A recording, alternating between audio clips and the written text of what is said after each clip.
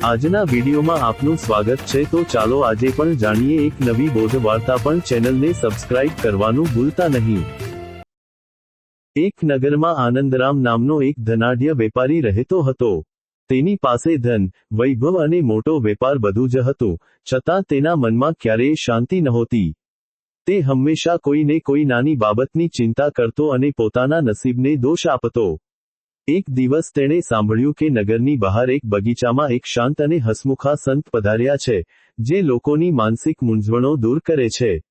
આનંદરામ પોતાની ચિંતાઓનું નિવારણ મેળવવા સંત પાસે પહોંચ્યો અને કહ્યું, મહારાજ, મારી પાસે બધું જ છે, છતાં મારા મન પર હંમેશા એક અદૃશ્ય ચિંતાનો ભાર રહે છે। આ ભારમાંથી મુક્ત થવાનો કોઈ ઉપાય બતાવો। સંતે આનંદરામની વાત શાંતિથી સાંભળી અને સ્મિત સાથે તેને એક ખાલી થેલો આપ્યો।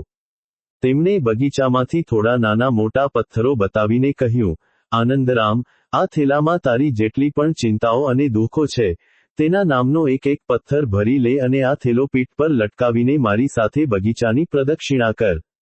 આનંદરામે ઉત્સાહમાં આવીને પોતાની 5-6 મુખ્ય ચિંતાઓના નામ પર મોટા પથ્થરો થેલામાં ભર્યા અને પીઠ પર લટકાવી સંતની પાછળ ચાલવા લાગ્યો।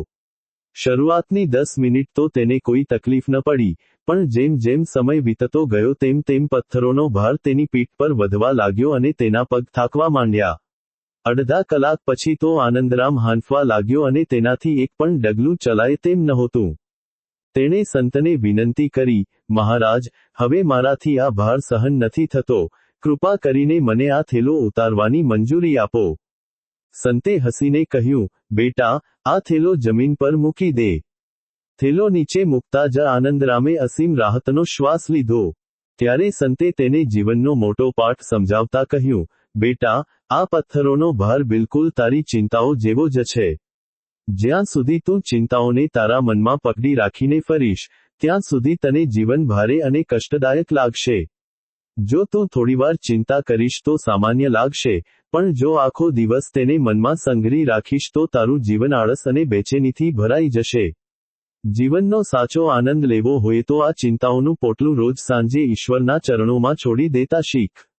આનંદરામને સંતની વાત સમજાઈ ગઈ અને તેણે મન હળવું કરીને જીવવાની કળા શીખી લીધી। બોધ: પરિસ્થિતિઓ ગમે તેવી હોય, પણ ચિંતા કરવાથી ક્યારેય મુશ્કેલીઓનો ઉકેલ આવતો નથી। ચિંતા એ મનુષ્યના મન પરનો નકામો ભાર છે। સાચો સંતોષ અને શાંતિ મેળવવા માટે ભૂતકાળના પસ્તાવા અને ભવિષ્યની ચિંતાઓ છોડીને વર્તમાન ક્ષણને મુક્ત મને જીવવું